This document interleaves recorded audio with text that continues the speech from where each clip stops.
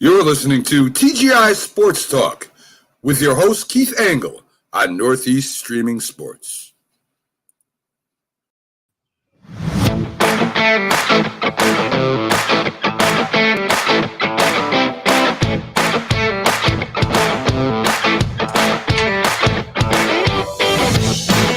Good morning, everybody. Keith Angle for TGI Sports Talk right here on the Northeast Streaming Sports Network. Hope you're all doing well today. Again, we're the first streaming sports webcast from East Greenbush, New York. Great to have you with us today. We've had a nice weekend here in East Greenbush. Hopefully you have where you are as well. Couple of notes. I want to thank all the groups that'll allow me to share this to it today. Again, if I share this with you, you will have pertinent content, I guarantee you, somewhere through the show. We're going to talk about a lot of stuff today. NHL hockey will wrap up the playoffs and a couple of other things. The Stanley Cup playoffs with Jim Beringer from the Last Word on Hockey. We're going to talk Major League Baseball. We've got the All-Star break coming up. A great game by Garrett Cole last night with the Yankees and Astros. An exciting baseball game. If you don't like 1-0 baseball games, please turn off my show. I don't mean to be too harsh, but we'll talk about the All-Star break. We're going to talk about the All-Star teams, maybe some omissions. But remember, when we talk about omissions, guys, you have got, good morning, Rick Sherlock, you have got to pick somebody to take off the team. And we'll have a little bit of NFL news and maybe some college football. We got a lot to talk about. So we'll have Jim Beringer coming up here in a few minutes. Again, the Lightning took their second Stanley Cup in a row. We will be talking. There's Mickey Delaney up bright and early this morning, 5 a.m. in Washington State. Great job, Mickey. Welcome.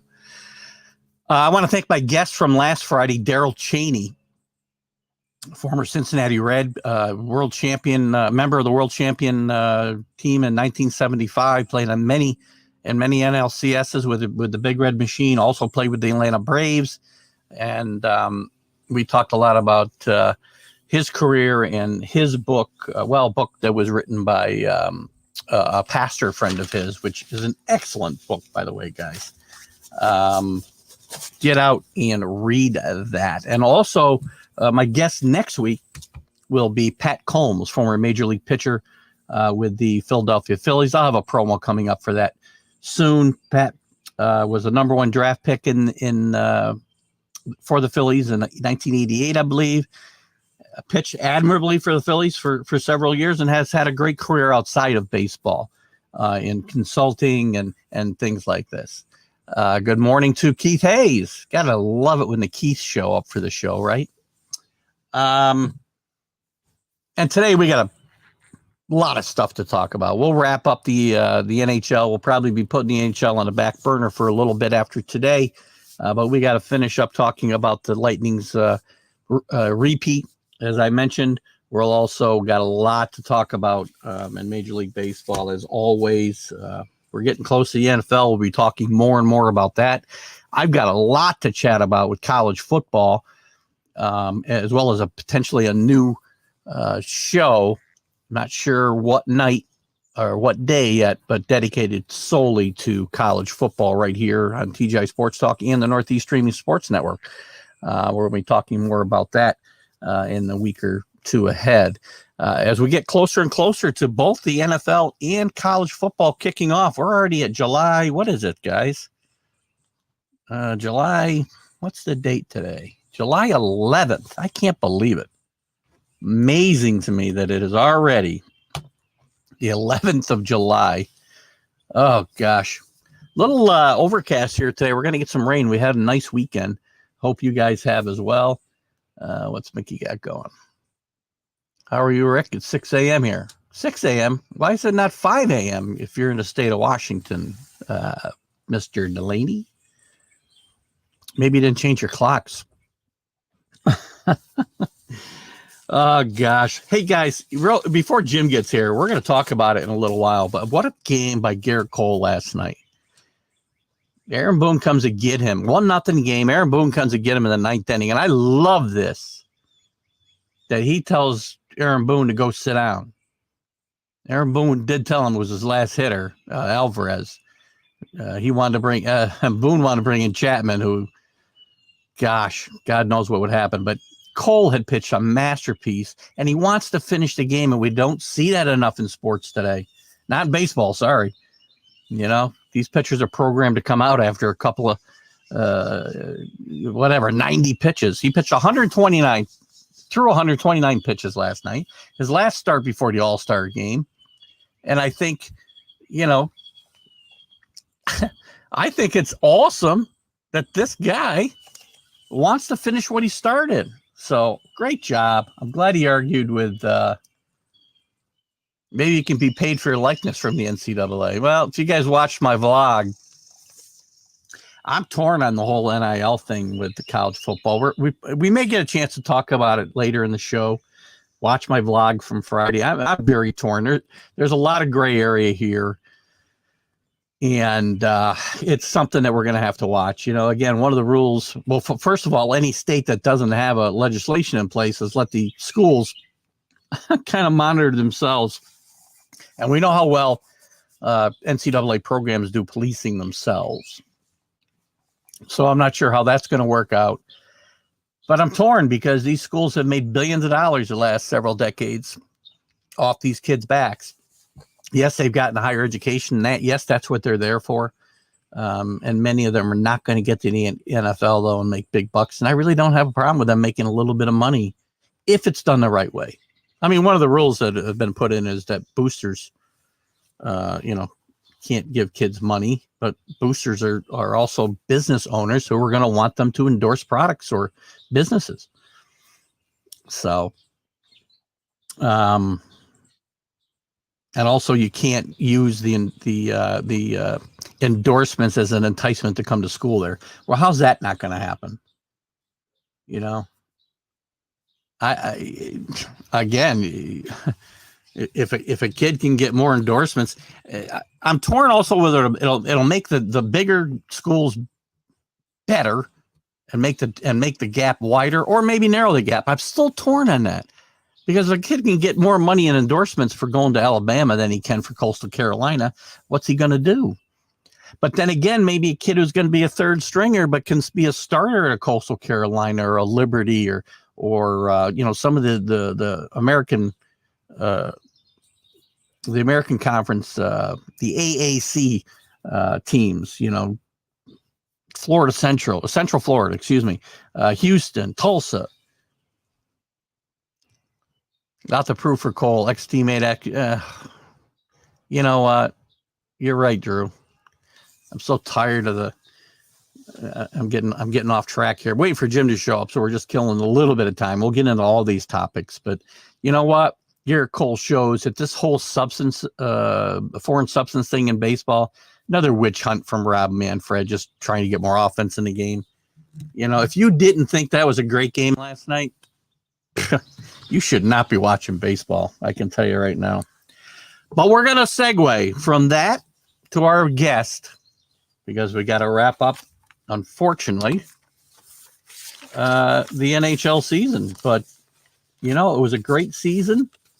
We got a repeat champion, and we got the best guy I can think of to talk about it in Jim Beringer. Good morning, Jim Beringer.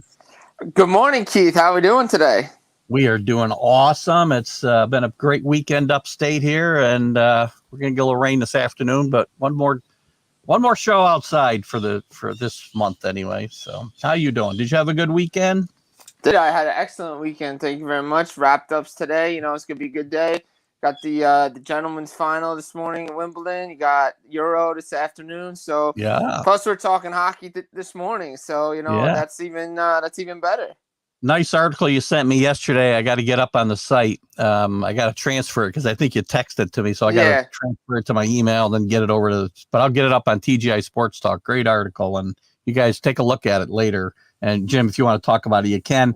But I'm sure it'll come up potentially in our conversation here as I talked about a few minutes ago. The Cup is done. The Lightning are the repeat champions. Montreal did put up a fight. They didn't want to lose the series on their home ice, so at least they got that going for them. and I'll let you take it from there. What's your final thoughts on what we saw during this Stanley Cup run? I mean, the Tampa Bay Lightning are the best team. They proved it last year in the bubble, and they proved it this year in the playoffs. Once the playoffs started, they were the best team going in, and they were the best team in the final. They were on a mission to repeat. Last year they did it, no fans, just in a bubble, no family around either. Yeah. This year it's a completely different cup, as John Cooper said. They had to do all the COVID tests during the season. You had to do it during the postseason, the travel. To be honest, they had a more difficult schedule this year than they did last year. They had to play a tougher division, I believe, with Florida, Carolina, Dallas. You had a tougher division to play in.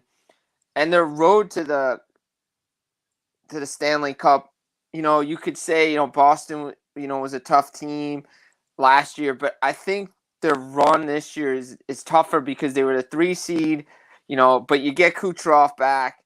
You have the best goalie in the world in Andrei Vasilevsky. He won the Conn Smythe Trophy, his playoff MVP, and that's what I said. I've been saying this a lot lately. Last year, the Tampa Bay Lightning won as a team. This year, Andrei Vasilevsky won the Tampa Bay Lightning a Stanley Cup. That's amazing. What he's done in just close out games, and the team has done since 2019 when they got swept out of the playoffs is unreal. They've won 8 straight postseason series. They are 14-0 coming off a loss. Vasilevsky's 5-0 and with 5 shutouts in closeout games. He has a sub-2 goals against average and a .940 save percentage. It's ridiculous what this guy does. He's the best goaltender in the world. And look, you want to talk about, what Kucherov did after the game and his legendary press conference, and we'll talk about whatever.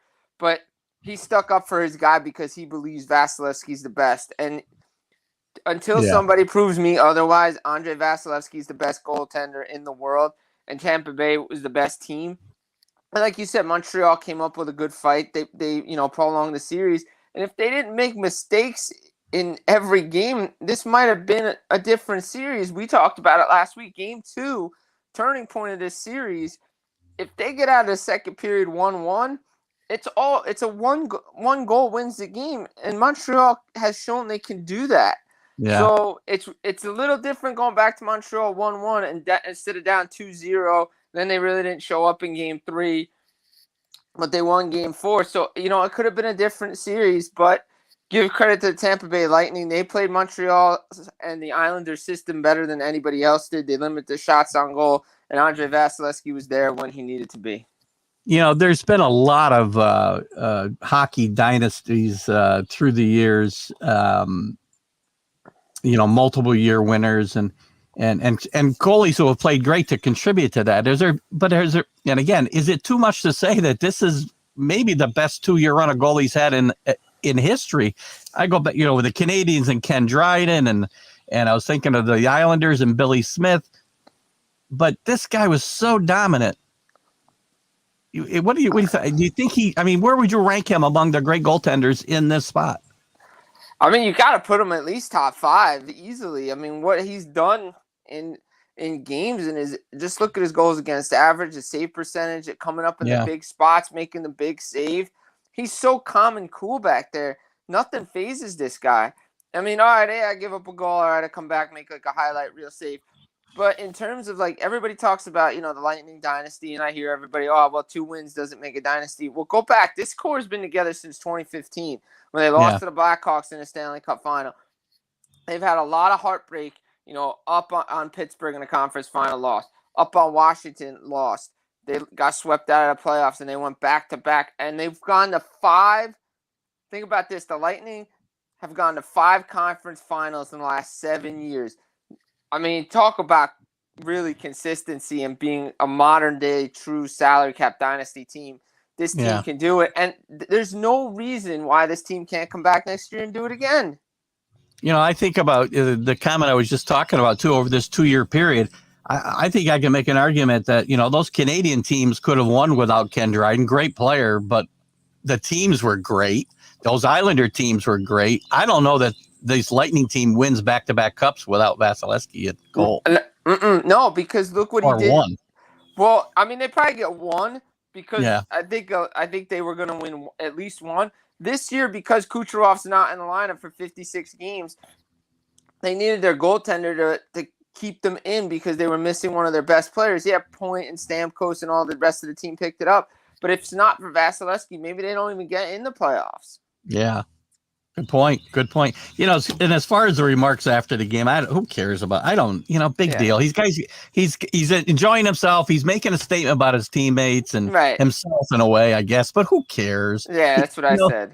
They're hockey players. They're not going to listen to him 3 weeks from now, right? So he might as well get his voice out there now. Who cares? Well, my thing is everybody's like, oh, we want personalities in the game, and then when we get them, we don't like it. It's like, well, you know what? The guy's hammered. He's having fun. He's having a good day. They just won a Stanley Cup. He's sticking up for his team. And to be honest, he's right about Montreal fans. Their Stanley Cup was the last round against Vegas. I hate to say it. As much as it would have been nice to see Montreal lift the Stanley Cup. Their Stanley Cup final was against Vegas. It would have. Yeah, it would have been nice. But it was. I like to see teams repeat. It's fun. It's a great storyline. So now the storyline for me right now becomes, my question will be, are they going to have a chance to repeat next year? I mean, look, they have the chance to do it. They have depth on this team.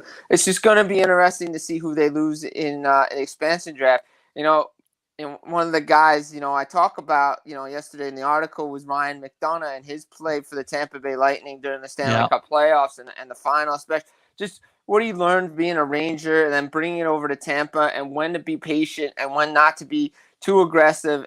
And he made a lot of great plays, stepping up at the right moment, being patient, being aggressive at the right time. He changed his game to become a shutdown defenseman instead of a two-way player, and that's what Tampa needed from him. It depends on how Tampa does their expansion draft. If they go 8 skaters, so they could lock up 4 forwards and 4 defensemen and the goaltender, then McDonough stays. But if they go 7 and 3, it's between him and Chernak. And Chernak's a great up-and-coming defenseman, so that could leave McDonough exposed. So they have some thinking about what players are going to get exposed and who. I mean, obviously Tyler Johnson is probably a guy that's probably gone, but they have so much depth in this organization, the way they've drafted and developed throughout the years. Look, a guy like Ross Colton moves up from the 4th line to the 2nd line, scores a game-winning goal, becomes the 2nd rookie ever to score in his first season to score a cup-clinching goal besides Mike Rupp, who won the 2003 Stanley Cup for the Devils. I mean, they have depth throughout their Syracuse organization, and that's where John Cooper came from. That's where Kucherov, Palat, Johnson, all those guys came through the system, and they have guys like a Matthew Joseph is stepping up. So they have the talent to replace, if they lose a guy on defense.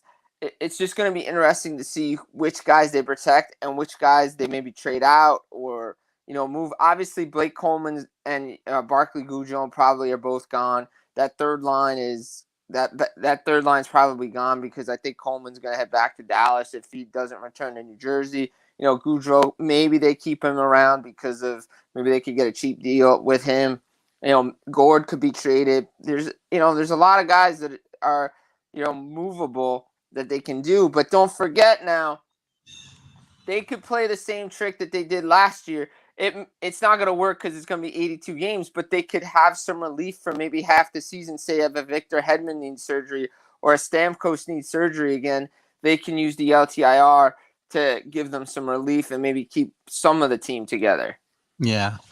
It's going to be tough. It's going to be an interesting offseason. We got an expansion draft coming up, as you said. We got free agency. We've got the college draft, the amateur draft, right? So a lot of stuff coming up in the coming months that's going to affect the coming season. Let me ask you, as we move into and start to transition to talking about next season, what do you think should stay and what should go from this 2020 season? The things that were put into place for this. What did you like to see stay and what really has to go? I mean, as much as we didn't like, or some people didn't like the scheduling with the baseball style schedule. Apparently, a lot of the players did.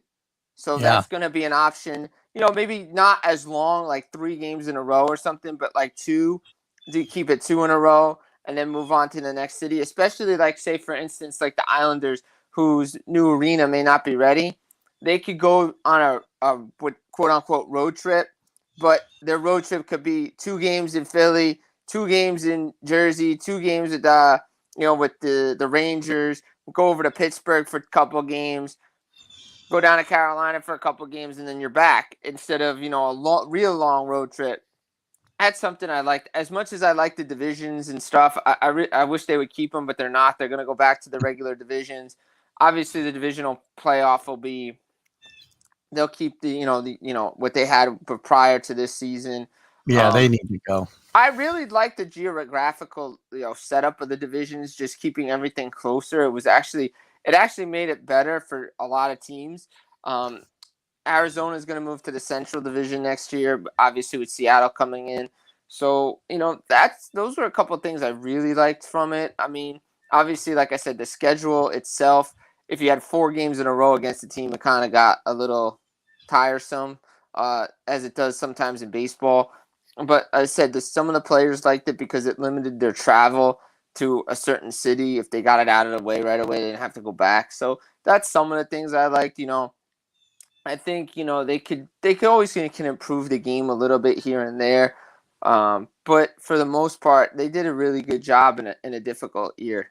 What about the reseeding of the Final Four? I really like that. That was actually a really good idea because it's been talked about reseeding after the first round too. Yeah, I thought that was really good because that way you can line up certain teams, obviously, but next year they're going to be East and West again, so you're going to have the Western Conference Final and Eastern Conference Final, but you could reseed after the first round inside, the each conference. You could do that.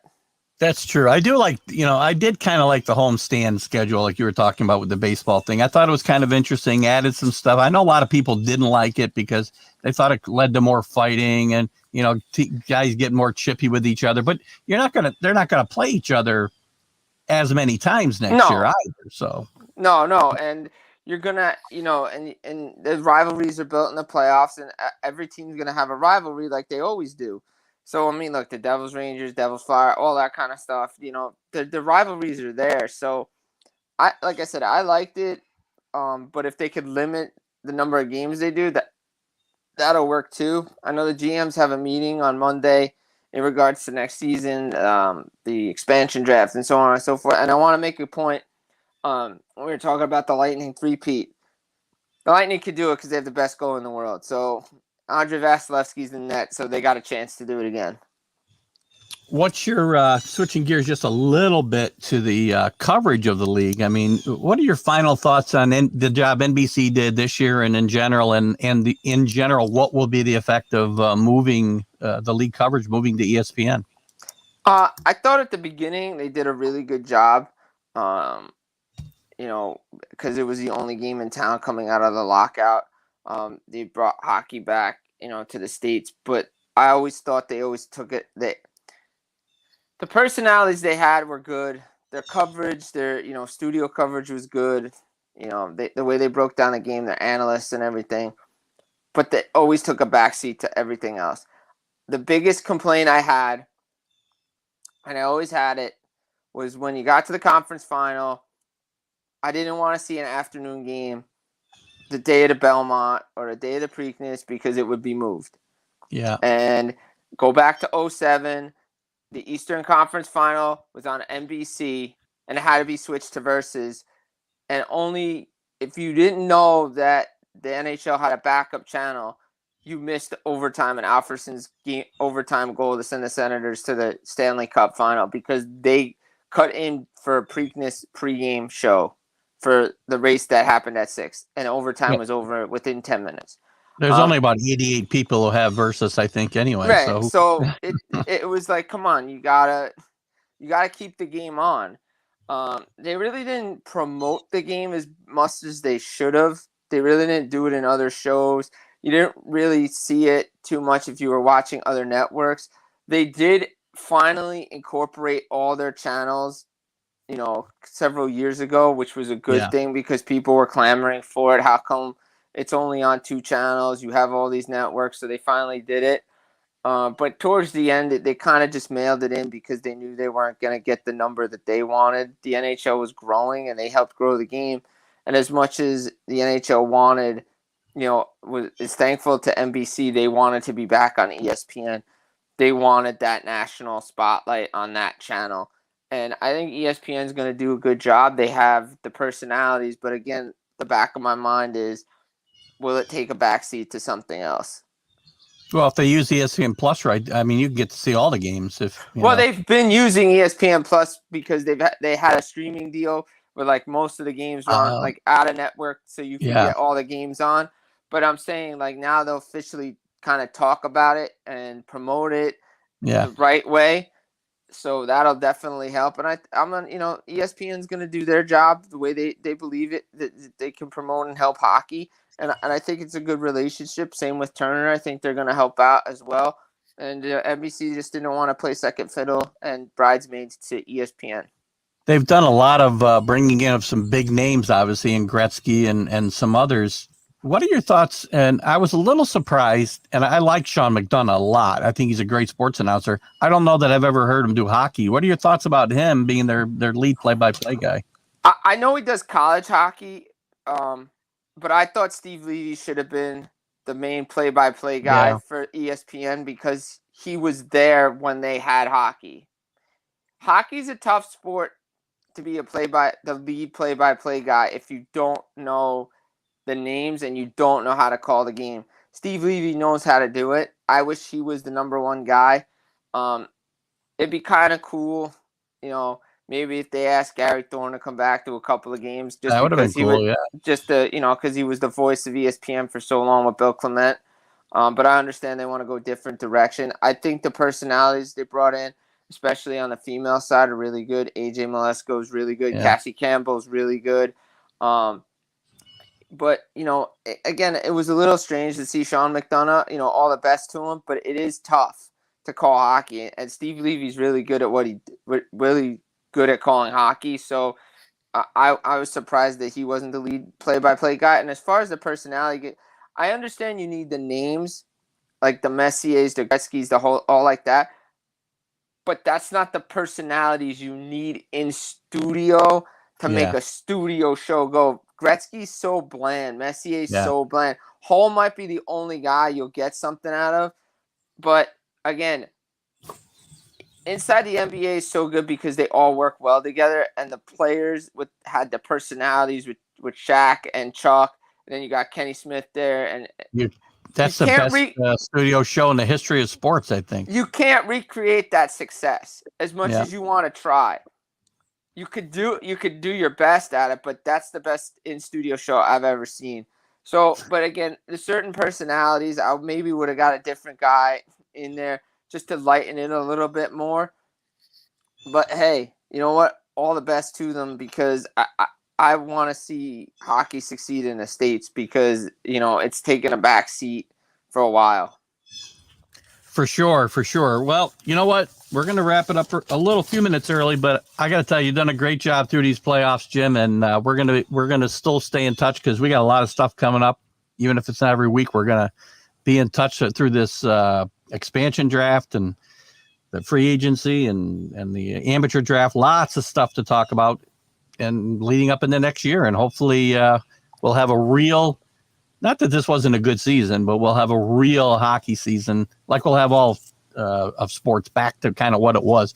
I really don't want to be watching the Stanley Cup finals at the 4th of July, so. As much as I like summer hockey, we need to get the Stanley Cup over in June so we can enjoy, get back to having July 1st being the start of free agency. Yeah, there you go. Perfect. Jim, thank you a lot. I'm going to, as I said, I'll promise I'll get the article up today. Great job. As always, continue to share anything you want, and I'll get it on the page because I think you do some great work, bud. I appreciate that, Keith. Thanks for having me on for the run through the playoffs. And earlier when we were talking about the season, I appreciate it so much. Definitely be in touch, and we'll talk about some more hockey maybe in a couple weeks when the drafts are over and start a free agency. Absolutely. So thanks again for all these weeks and the weeks to come. Thanks, Jim. Have a great Sunday. You too. Have a good one. All right. Bye. Jim Beringer. Last word on hockey. Not the last word.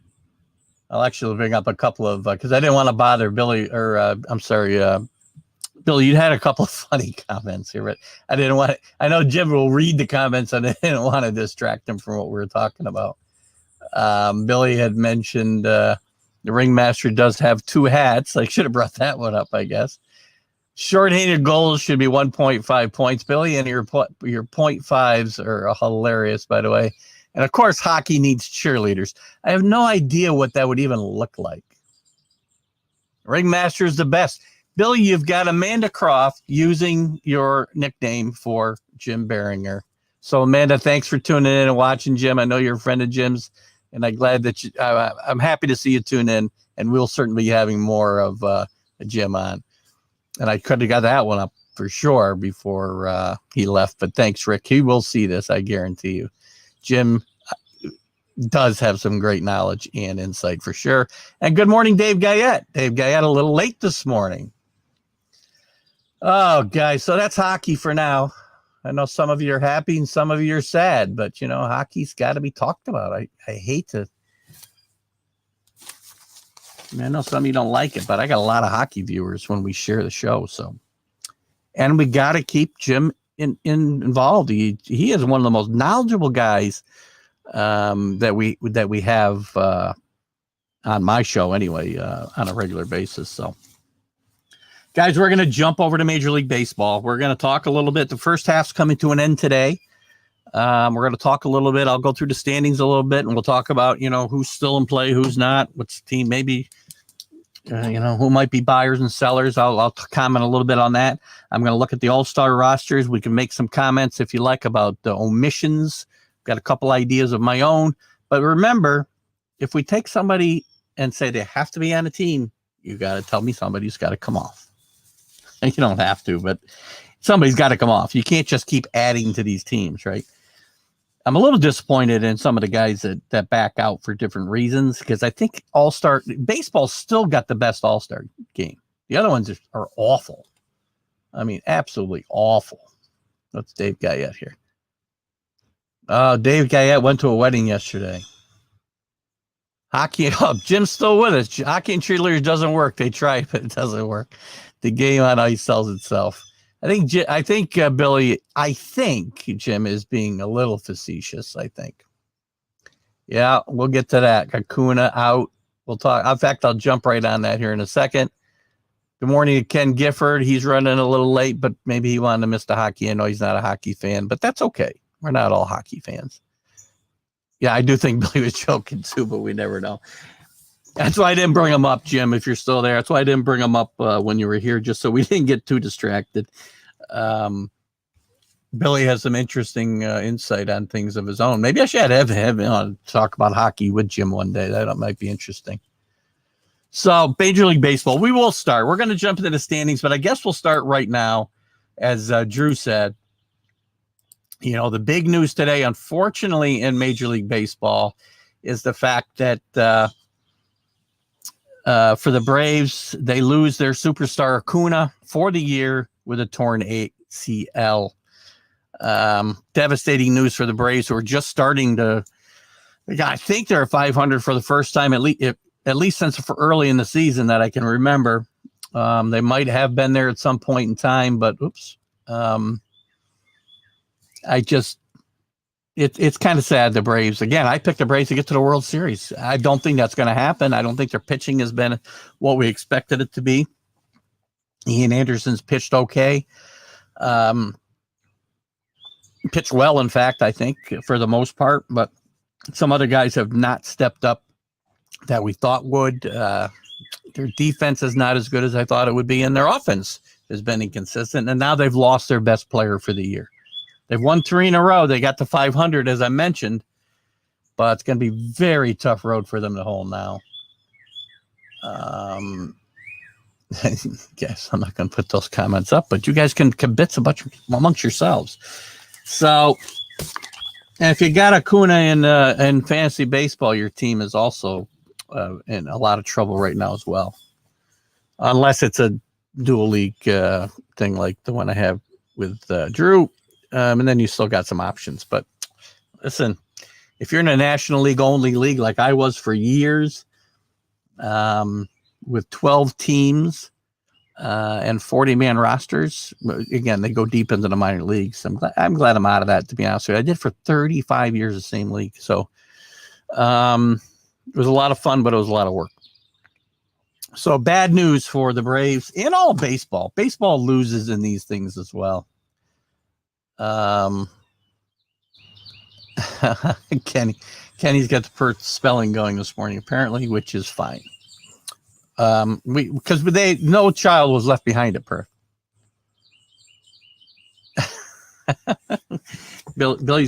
Kenny's on a little board and no sight. I understand.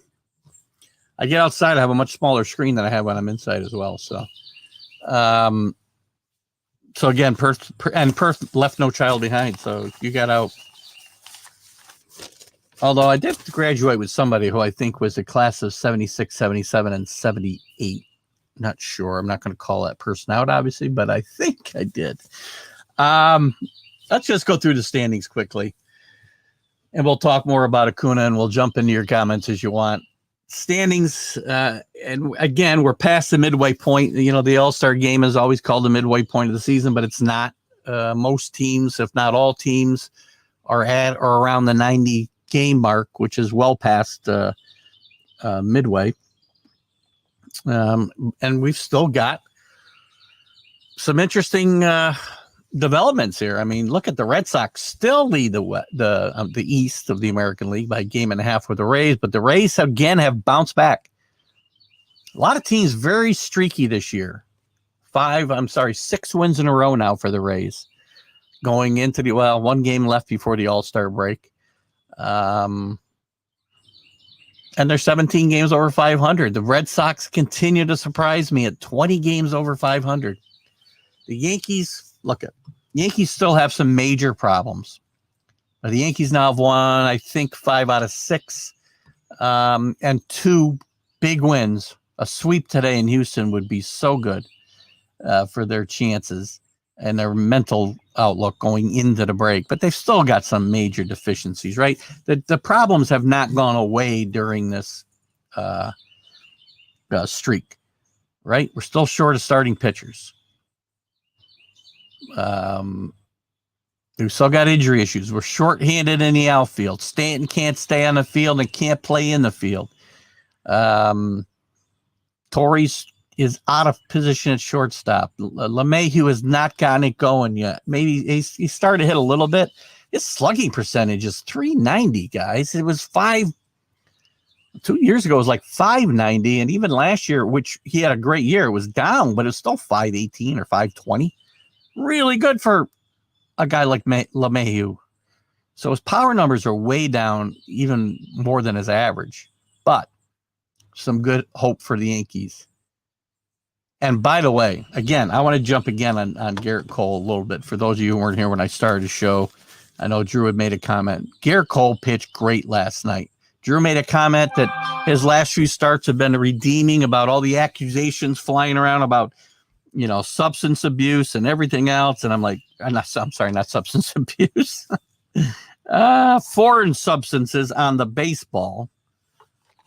Good grief. I will tell you again, it's a bunch of nonsense. It's Rob Manfred not wanting games like you saw last night. 1-0, tremendous pitching duel. That was an exciting game. And if you weren't excited by that game, I'm sorry. I just am. It's not the game for you. That's just how I feel. And, you can feel differently, but that was an exciting game last night.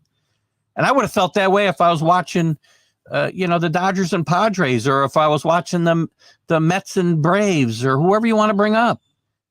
An exciting 1-0 game, well pitched, well played, and a pitcher who refused to come out of the game when his manager came out to get him. I'm not for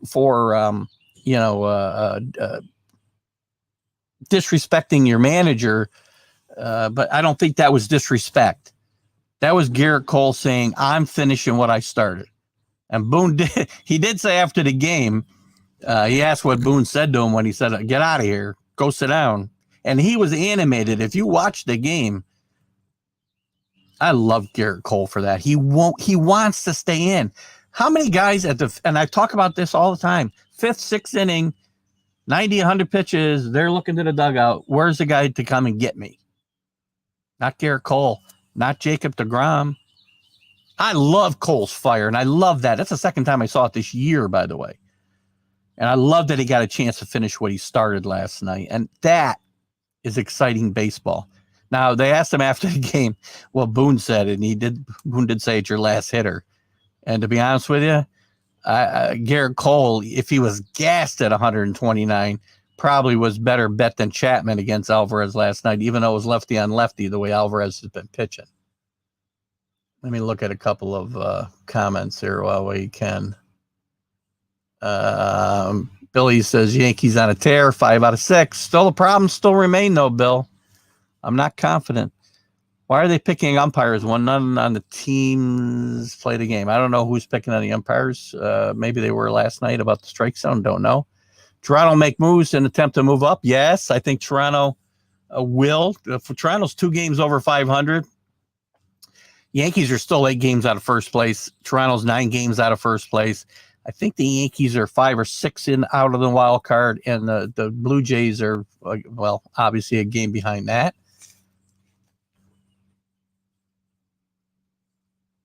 I don't know who we're talking about here.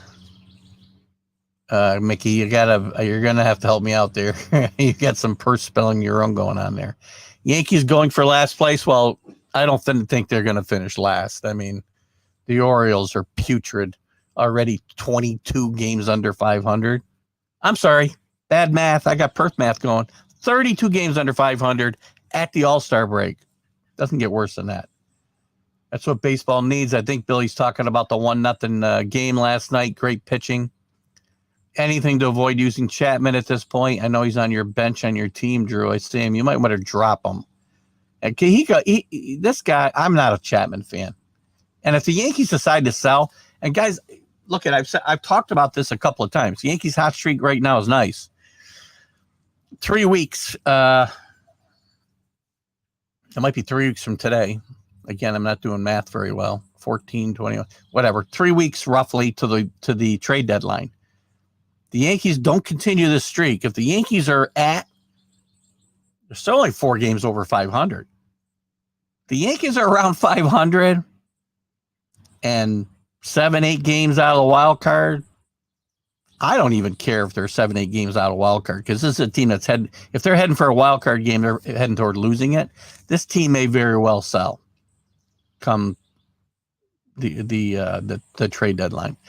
And Chapman would be probably one of the prime candidates to go. And don't be surprised at any names you hear get brought up, because this team very well could get blown up. I didn't see Billy's or Kenny's new profile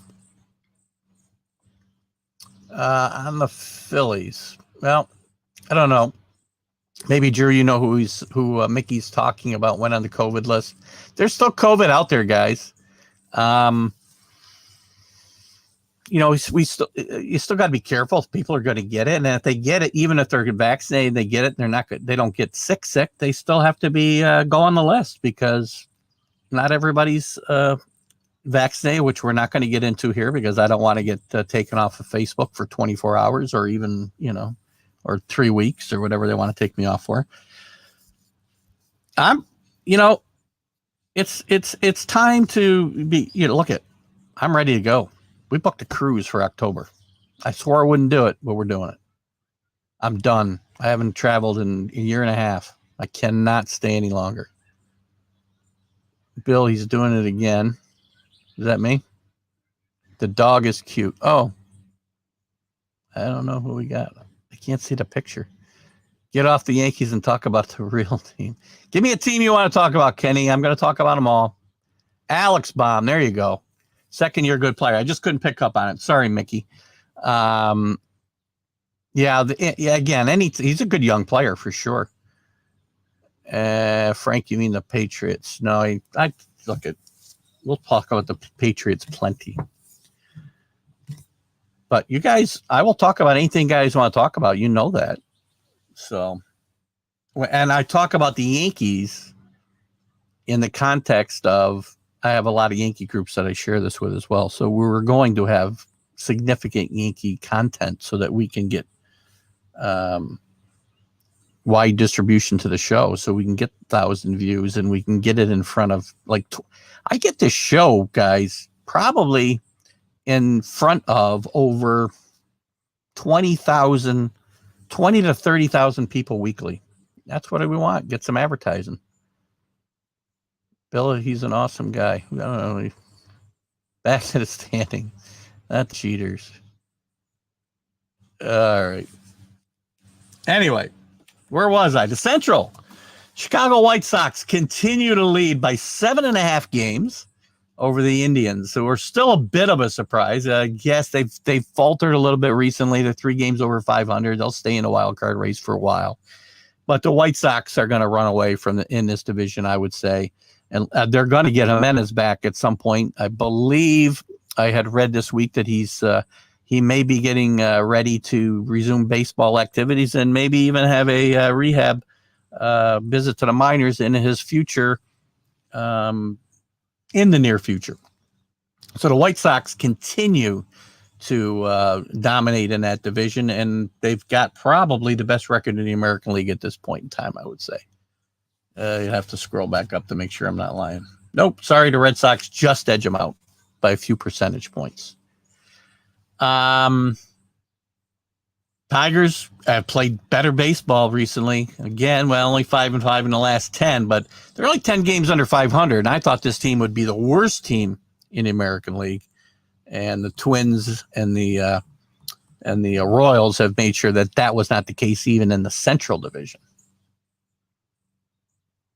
Yeah, very respectable showing for the Tigers and Hinch. And I got to give credit to Hinch for this.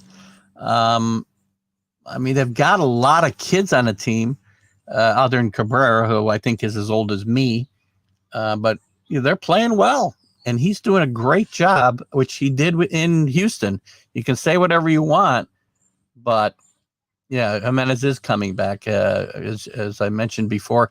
I don't know. I don't remember the timeline, Drew, but that's, again, all these teams. I was going to say Minnesota's trying to come back. Obviously, I'm getting a standing ovation from up on the hill, apparently. I'm not sure. The Twins were my pick to win that division. I'm going to have to eat that one. They've won 3 in a row, but they've had these little mini streaks, and it's probably too late. I mean, maybe they can get in a wild card race. They're still 12 games under 500. They're not going to get in the division race, that's for sure. But,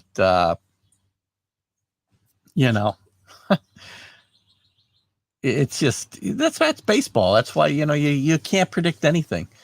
And the West, even with the 3-game losing streak now, the Astros still lead the A's by 3.5 games. The A's are only 4-6 in their last 10. I think the Astros are going to win this division. They had the best record in the league until the Yankees beat them the last couple days. The Mariners continue to surprise. Mickey, your Mariners. 4 and let's see, what are they? 6 games over 500, and only 6 games back of the Astros, and certainly right in the hunt for the wild card. I still think probably a year ahead of where they thought they'd be at this point if they stay in contention. And the Angels have been a bit of a disappointment. I did pick them to make the playoffs. They're still in the hunt for the wild card, but they're 500, and the Rangers have been a dumpster fire, especially recently. So the A's continue, though. It's amazing what they do year after year. This team's probably never going to win a World Series with the model they have, but they continue to scare the daylights out of teams consistently year after year. Drew, good point. Seattle is hanging tough, surprisingly, and they've got some great young talent. And I think it's just I still think they're a year away, but I didn't think they'd be probably hanging this close at this point. And the Angels, too many injuries to too many stars. And yes, the pitching, by the way, the injuries. Well, you're missing the best player in baseball for a significant amount of the season. You're going to be in trouble. And to me, Mike Trout still is the best player in baseball. And it's a shame that he has not really been able to get the kind of recognition that he should get amongst, people. Baseball people know Mike Trout is the best player in baseball. But he doesn't get to be on that national stage because the team is never good enough to get to the playoffs. Yeah, well, I'm not going to go for cutting it to 85 games, Kenny, but, I would not be against, I'll be honest with you, I would not be against realigning again back to an East and a West. That'll never happen because of television. It's all about TV money. And they're never going to cut to 85 games. And I don't want them to. I mean, one of the joys of baseball for me, and again, it is diminished a bit by the fact that so many teams make the playoffs. Is that grind of winning consistently over 162 game schedule. I don't want to cut it to 85 games. You play baseball every day. That's what distinguishes it against other sports. But I wouldn't be against them doing some kind of realignment backwards, 2 divisions. But it's not going to happen because TV dollars are just, what they are. Let's see. What did I miss here? Yep, got that. Sorry, guys, the sun just hit me, and I didn't think I was going to get any sun, so now I got to rearrange myself here a little bit. All right, guys, bear with me a second while I stand up.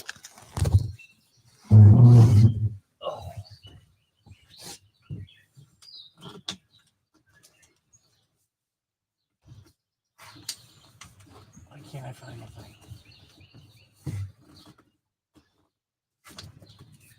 All right.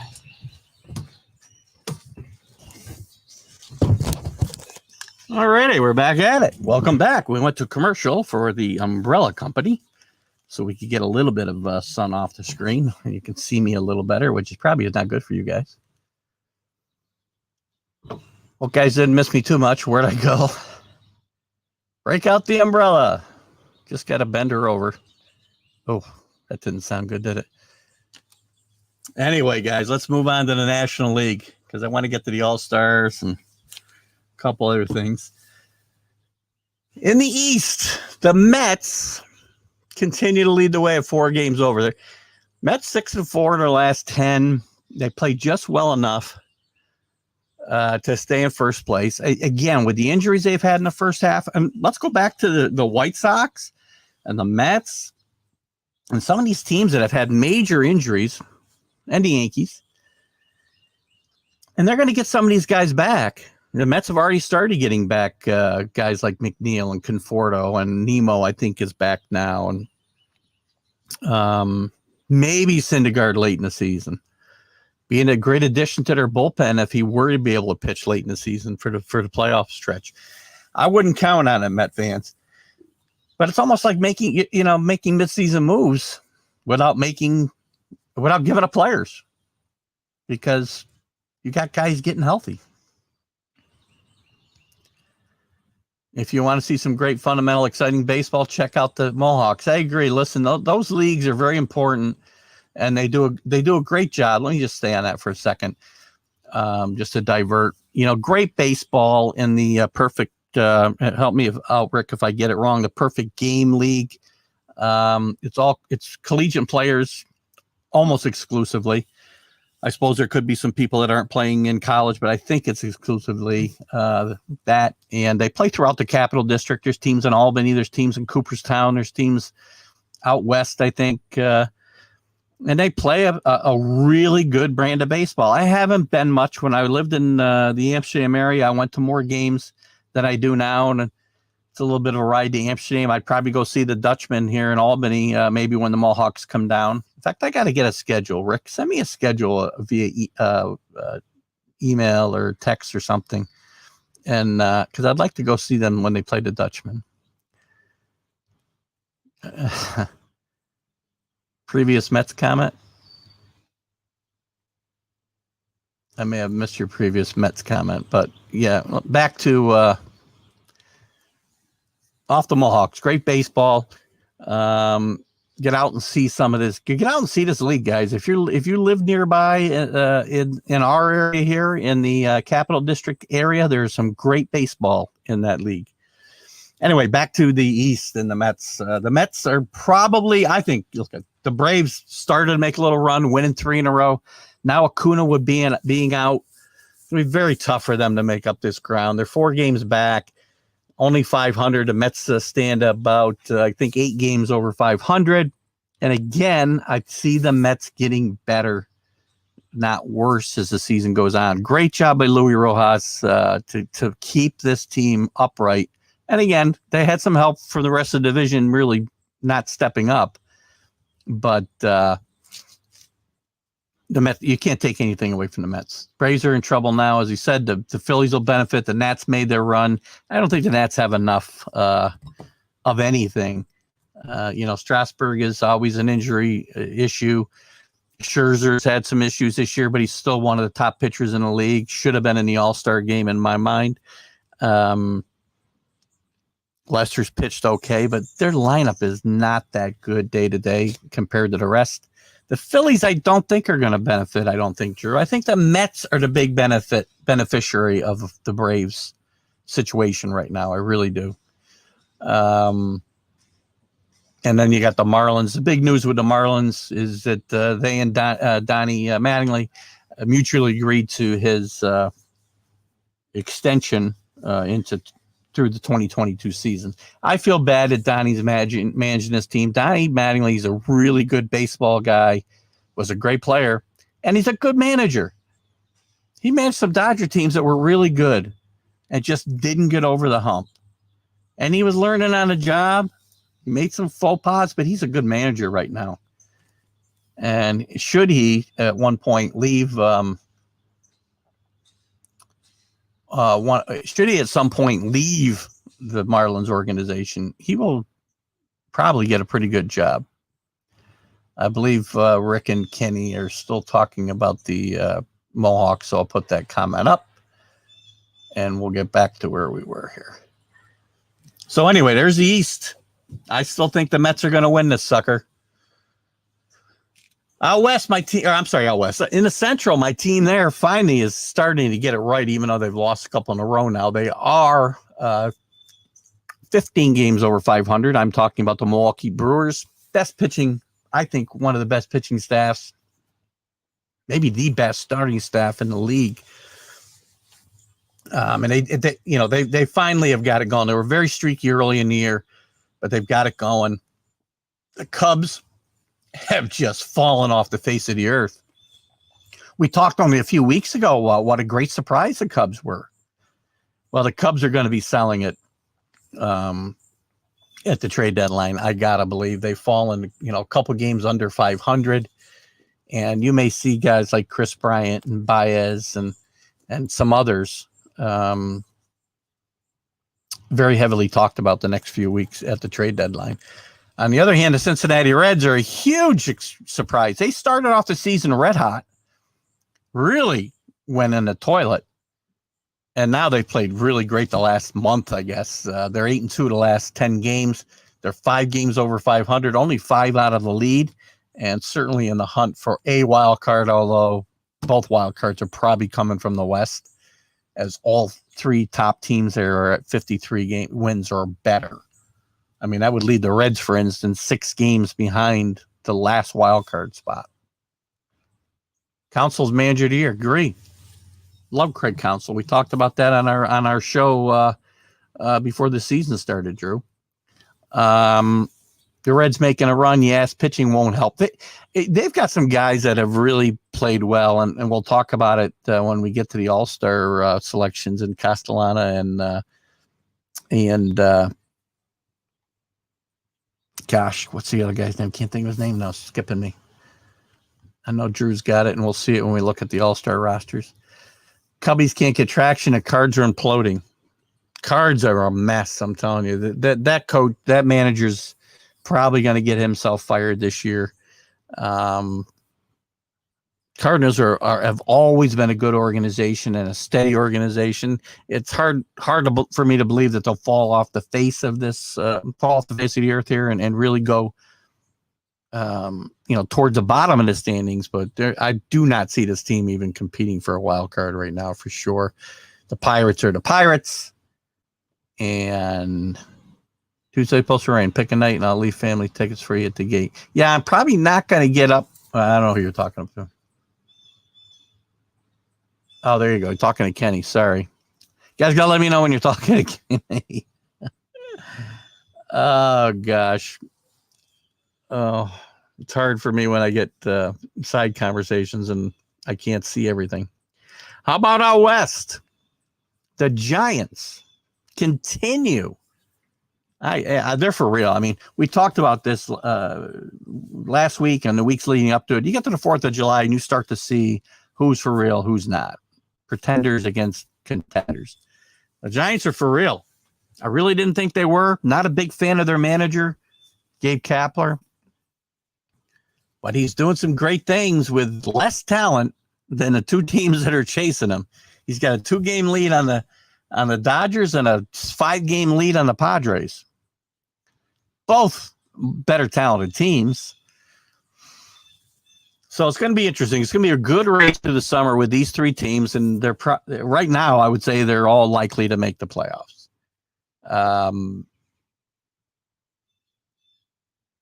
And they're going to play a lot of games against each other, right? So it's going to be a fun division race. And again, it's hard with 2 wild cards. It's hard to get excited about the division races the way you used to, but they still mean something. And I hope that they continue to do that. Kapler's still holding it together somehow. I agree. Dodgers and Padres holding steady. The Padres are funny. Padres are very up and down too. And, they've really got nothing out of Blake Snell. So if he comes back in the second half, that's going to be a big boost for them. And I would think all 3 of these teams are going to make some moves here at the trade deadline, right? And we'll talk more about that in the coming weeks, but the Rockies are trying to be relevant, but so what? The Rockies have played better baseball recently, but they're never going to be any good. The D-backs are a dumpster fire. I mean, that team could lose 120 games this year. That's bad. You only had a few teams in history of baseball approach 120 losses. Or more. What'd you say about the Pirates, Drew? And the D-backs make the Pirates look good, right? Not easy to do either. So that's that. Let's take a look. Let's take a look at the All-Star rosters real quick. I want to go through the All-Star rosters. We'll talk about some guys and I know Drew will have a lot to say here. Any of you other guys can speak up. I'm going to break down, or not break down, but I'm going to go through the rosters as they stand right now. Some were chosen and can't play due to injury. Some have chosen not to play, which we'll talk about as well as it comes up. And some of these have already been named as replacement players. So, and there's still a few significant snubs. It's hard to have snubs. I mean, I think we've gone, gosh, I wish I had the numbers in front of me, but like 2019, the last All-Star game that was played, they named a team last year, I believe it didn't play a game. There was a record number of players that were selected because of so many injuries and so many guys who just said I didn't want to play. I think this is a showcase for the league. Not as much as when I was a kid. The All-Star game was a huge deal for me in the 70s because I didn't get to see these guys play. I didn't get to see Willie Mays or Henry Aaron or Bobby Bonds or some of the other great players throughout the league, the Reggie Jacksons, the great Baltimore players. I could go on and on. We didn't get to see them. I got a game of the week on Saturday. Later on in the decade, there was Monday Night Baseball, but that's what we got. And I get to see visiting teams play the Yankees, and we didn't have cable. So we got maybe, 10 or 20 Yankee games a year when Channel 10 would pick up the WPIX feed on a Sunday or a Saturday for Old Timers Day. But now, games are on every night. We know all these guys. It's not such a big deal, I guess. But to me, it's still a big deal. It's still the only All-Star game that's got any relevance. I don't really like that they use an exhibition game to decide the home field advantage on a Super Bowl. Bring Drew on the All-Star break and follow up your show. I think we do. We talked about doing that. And maybe, I don't know if I can do it next week because I have a guest coming on, Mark Mancini from Podcast Radio. But we do have to do a follow-up. Maybe it'll be the week after. We'll see where we stand before the trade deadline. I think that's what we'll do, is a trade deadline show. All three Brewers stars on the team: Woodruff, Burns, Peralta, plus Hader, as they should be. Let's go through this. I got off the track a little bit. As is my here's the elected starters for the American League. Salvador Perez at catcher for Kansas City. I can't argue with that selection.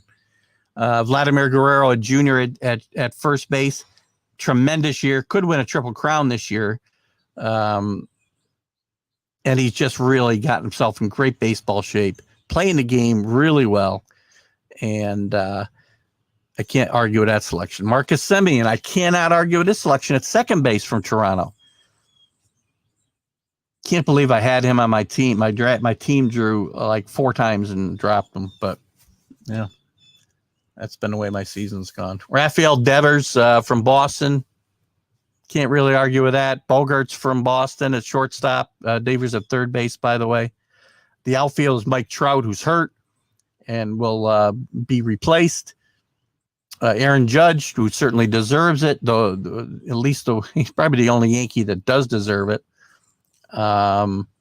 You've got Teoscar Hernandez from Toronto, who's been a great story, but maybe he's a guy that if you've got an argument in the outfield, which I don't know that I do, and let's forget about who got elected to starters. Let's just worry about who's on the teams.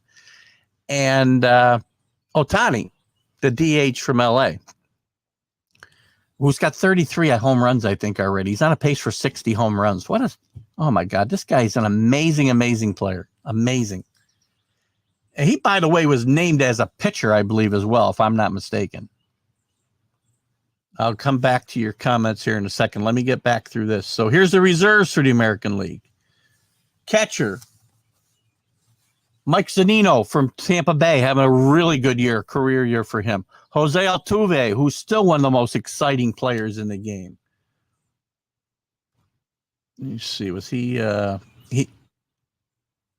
he's chosen not to play, by the way. It's interesting, Altuve, and now all of a sudden Correa's on the disabled list. They're choosing not to play is certainly probably tied to COVID. Whit Merrifield from Kansas City. He was an addition. Bo Bichette. Carlos Correa, chosen not to play, but he went on the injured list, so I'll give him the benefit of the doubt, but it seems a little curious in the fact that he had mentioned the day before he went on the DL that he wasn't going to play in the All-Star game. Tim Anderson is an addition from the White Sox, really good player at shortstop. Joey Wendell from Tampa Bay as an addition at shortstop. He's having a nice year. Matt Olson, good power hitter, classic Oakland A's player, good on-base percentage and power. Jose Ramirez, one of my favorite players from Cleveland. Jared Walsh from L.A. Michael Brantley opting out. All the Astros opting out. Very interesting, eh? We'll talk about that in a second. Joey Gallo, Texas. Dallas Garcia from Texas. Texas gets 2 guys. Cedric Mullins, a guy who Drew felt should have been a starter. We won't quibble over that. He's on the team, and that's what really matters. I probably would have started him over the Hernandez kid from Toronto, but either way, they both should be on a team probably. JD Martinez, DH, Nelson Cruz, a DH from Boston and Minnesota, respectively. The starting pitchers, and we'll talk about the American League in a second. I'll look at your comments as soon as I go through the American League. Starting pitchers for the American League. Shane Bieber, opting out. Garrett Cole, gotta be I hope he probably can't start. I'm in favor of them moving the game to Wednesday, by the way, just an FYI. Then Garrett Cole, some guys like Garrett Cole could start. Nathan Eovaldi from Boston. Kyle Gibson from Texas. I can never say this guy's name. You say Kikuchi from Seattle. Give it to me, Mickey. You can pronounce that one. Lance Lynn from the White Sox. Pitches great everywhere, Lance Lynn, except the Yankees. Carlos Rondon for the White Sox. Chris Bassett for Oakland. And the relievers are Matt Barnes from Boston. Chapman from New York. Why? Liam Hendricks from the White Sox. Ryan Presley, who's opted out, from Houston. And Gregory Soto from Detroit. Let's look at some of your comments here about the American League team.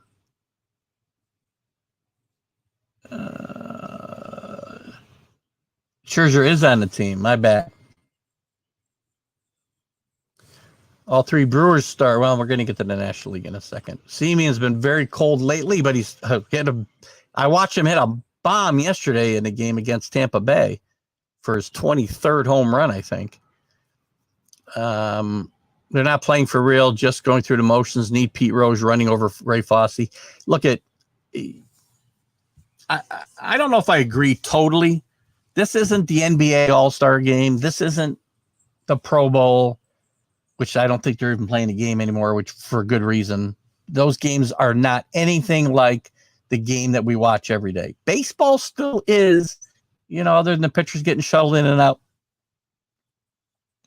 I still think Major League Baseball game, All-Star game, has some, maybe not great shape, but better shape. I'm sure we're talking about Vlad Guerrero. He's in much better shape. I thought Vlad Guerrero might eat himself out of the league. Altuve and Correa not playing, as I said. Neither is Brantley, by the way, Drew, as I said. There you go. As I said, every Astro chosen has backed out. Come on, guys. Just get in there and face the music. Who cares? I don't care about that scandal, by the way. I know that a lot of guys do. I don't. Once again, everybody got excited last night, and I'm going to go off on a little tangent here. Sorry. Everybody got excited last night when Judge hit a home run. He pulled out his jersey, supposedly mocking Jose Altuve. Who cares? Good grief. Teams have been stealing signs since the game started. They took it to a different level. Don't get your signs stolen. I mean, Jesus. Do something to stop whatever. Smart teams don't get their signs stolen because they know how to keep teams from stealing them. Anyway. But at the same time, the Astro players ought to go and face the music and be done with it. I find it very interesting. I believe, at least they were a week or two ago, the Astros are hitting the ball better this year than they did in the year supposedly they were cheating. So again, knowing what is coming, certainly, I guess, helpful for some guys. Some guys, it's not. Let's move to the National League. The starters. Buster Posey, hurt and out. Great story this year. Buster Posey with a great comeback season at catcher for San Francisco. He will not be playing due to injury that he just suffered here recently. Freddie Freeman, Atlanta first baseman. Great player. No argument here. Bring back those comments, Drew, or I'll go back to them if I can, about the National League team. Adam Frazier, awesome story out of Pittsburgh. He'll be the starting second baseman. He's also unlikely to be in Pittsburgh probably a few weeks after the All-Star game, most likely, as he is a prime candidate to be traded. Great player, great versatility, could help a lot of teams, including the Yankees, to play the outfield. Orendo, I'm sorry, Nolan Ariendo. There's a lot of good third basemen out there. He's the starter. St. Louis always gets a lot of fans. He often gets starters in there that may not be as worthy as some others because of the fan vote and just the total volume they get people coming to the stadium. Fernando Tatis, can't argue with him. Great player, maybe the best player in the National League in my mind. He needs to stay healthy more, needs to play some better defense. Maybe can stop flipping the bat a little bit, but whatever. Acuna, who we mentioned, is out, will not play. He's out for the season. Very sad to see. And there's a guy. Jesse Winkler was the other guy I was trying to think of from Cincinnati.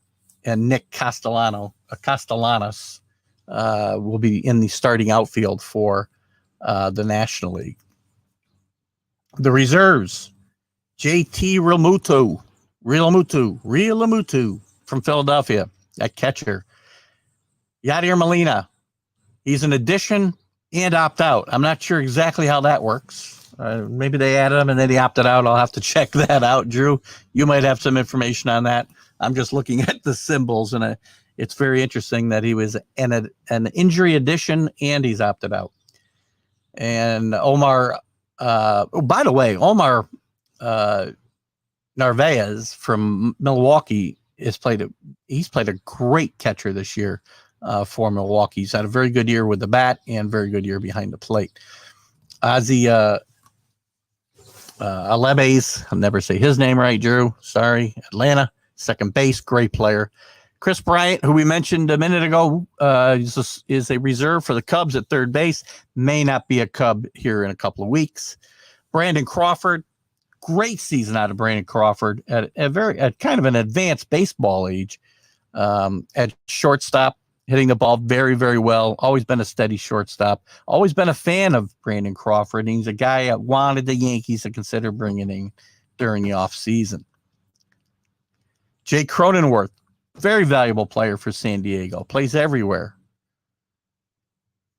Eduardo Escobar from Arizona. You got to pick one player from Arizona, which is fortunate for Eduardo.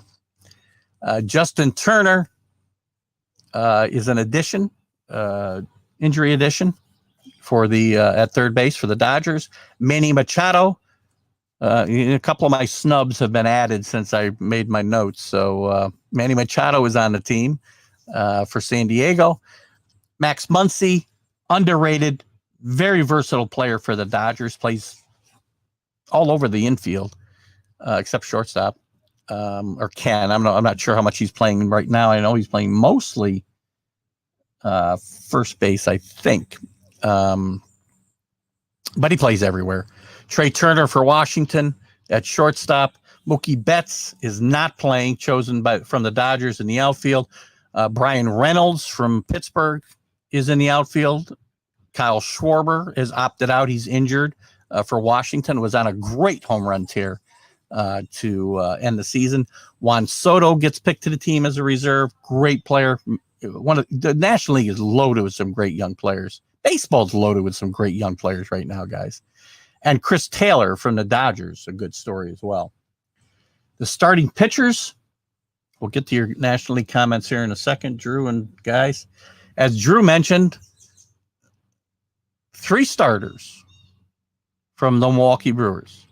Corbin Burns, great pitcher. Brandon Woodruff and Freddie Peralta all make the team. Peralta gets added. Woodruff's not going to play. And Peralta was added as an injury addition. That's why we did so many guys. It's hard. There's no snubs anymore, right? Because I guess we're going to say snubs. We got to look at the guys that were added as injury additions and see who they would have replaced. Hugh Darvish, not pitching. Not sure why Hugh Darvish isn't pitching. Jacob deGrom said long ago he wouldn't pitch. I'm torn on whether he should or shouldn't. I said the Mets should shut him down, but it's obvious he's healthy since I said that. So, look, the guy's going to go there and pitch 1 inning. He's the best pitcher in baseball, and it's not good for the sport not to have him there. But it kind of goes against some of the things I said earlier. this month, or last month, I should say. Kevin Gausman, great season for San Francisco. He's opted out. Germain Marquez, Herman Marquez, Colorado. Listen, as far as pitchers going in Colorado, he's as good as it gets. Trevor Rogers for Miami. Zach Wheeler for Philadelphia, having a great year. I'm sure the Mets wish they had him back. We mentioned Walker Buehler, who was not originally on the team and was one of my big snubs. I think he's 8-1. I had picked him to win the Cy Young, and Max Scherzer was also added to the team. So two guys there I had on my snub list are on. So we're not going to have a lot to talk about snub-wise because of all these guys who opt out now. And Taijuan Walker, an addition for the Mets, and I would have thought he was a guy that should have been considered as well. Relievers, interestingly enough, 4 relievers for the National League. Josh Hader, as Drew mentioned, Craig Kimbrell for Chicago, who's kind of slowed down a little bit. Mark Melancon from San Diego, and Alex Reyes, who's pitched very well for St. Louis. Very interesting. 5 relievers on the American League squad and 4 on the National League squad. For a lot of years, these teams were loading up on relievers at the expense of starters. So it's interesting to see that going the other way a little bit. So Drew had already mentioned about the starters for, let's see, I want to start at the right place here. Okay, so I think that's where I left off. Soto, the best rep and only rep from the Tigers. All right. Well,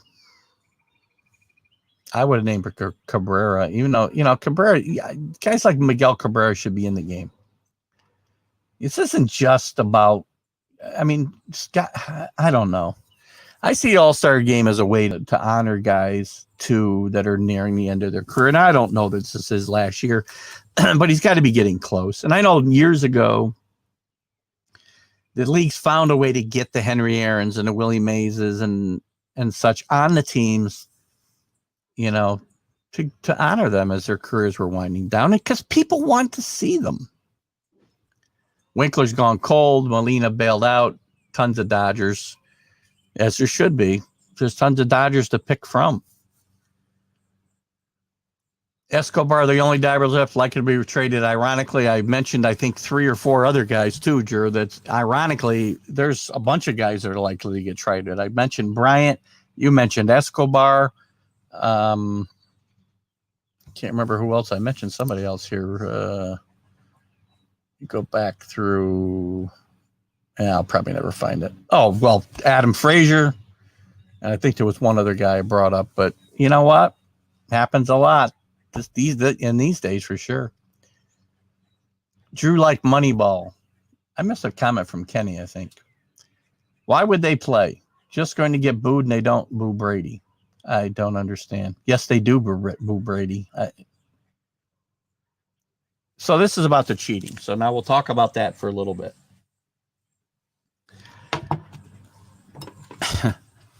I had this conversation a lot on the show. You guys get all worked up over the we'll call it cheating. The problem is the things that you guys get all worked up about, everybody does. Everybody to one extent or another. The Astros did it pretty good. And by the way, Brady gets booed.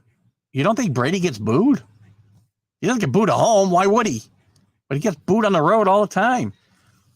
Social media hates him. And the Patriots and Tom Brady and the Astros and the pitchers with the substances on the balls. This isn't new. This type of stuff has gone on for years and years and years and years, and every team does it. Every team is trying to steal signals in the NFL, and the Patriots got fined for doing it. Every team in the National League was trying, or in baseball, tries to steal signs, and the Astros got caught doing it. So they're not very good at not getting caught. That's their problem. Every quarterback in the league was manipulating footballs, putting more air in it, taking less out, leaving it the same, rubbing up different, whatever. They all wanted the ball a certain way. Different. So all the substance abuse. Well, I keep saying that. Good grief. Foreign substances on the baseballs for pitchers. Hitters have had advantages for years with pine tar, and it gives them a huge advantage. Pitchers have been able to use nothing but rosin forever. Now we put in stupid rules because the pitchers look for a little tiny advantage. And if offense goes down even a little bit, we got to put in rules. Rob Manfred. Idiot. So that's all I'm going to say about that until I read another comment that will probably be debating what I just said. Drew liked Moneyball. Was BM a Patriot? BM. Who's BM?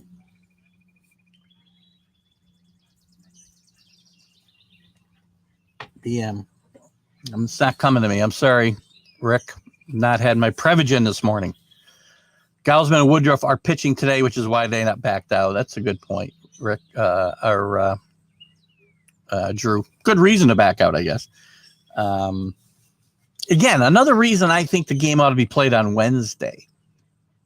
The All-Star break, I think, goes to Friday now anyway. If I was Major League Baseball, I would move everything back a day. I'd play the Futures game on Monday. I would have the Home Run Derby and such on Tuesday. I'd play the game on Wednesday. We'd be off on Friday. We'd play one maybe major series or one major game on Friday and then go back into full action on the weekend. And then if you moved it to Wednesday, you'd have these guys that pitch Saturday and Sunday have a better chance of pitching. I think Garrett Cole will get in the game, possibly. He may still back out, though, after that complete game last night. It's possible he backs out, but I don't think he will, just knowing his personality. Drew, I want your opinion on DeGrom, by the way. I'm not happy he's not showing up. I'll tell you what, and I know it was many years, and he was younger, and we got to protect his arm and all this. I get it. And I get it's an exhibition. But it's a showcase for the sport. And I remember Jacob DeGrom's first All-Star appearance. Do I remember who he pitched against? No. Other than they were American League All-Stars. And he had one of the most... I hadn't really been into the All-Star game in years. And I don't remember the year this was. It was probably 2015. Probably 2015. But he had just an amazing performance. I think he struck out the side. I won't swear to that, but he was just out there throwing fastballs, and it was exciting to watch. It was exciting to watch. That's what the All-Star game is about. Interleague play has diluted the All-Star game as well as some of the other factors I talked about, but it was still an exciting event.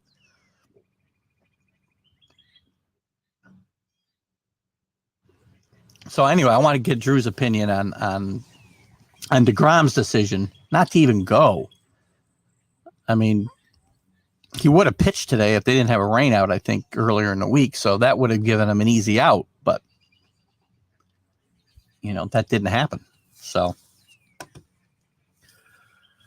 anyway, I'll wait for Drew's comments. I'm not going to go into the snubs because, again, to me, with so many guys backing out, there are no snubs. Everybody I would have brought up is there. If you guys got somebody you think got snubbed, bring it up. But I'm going to pass.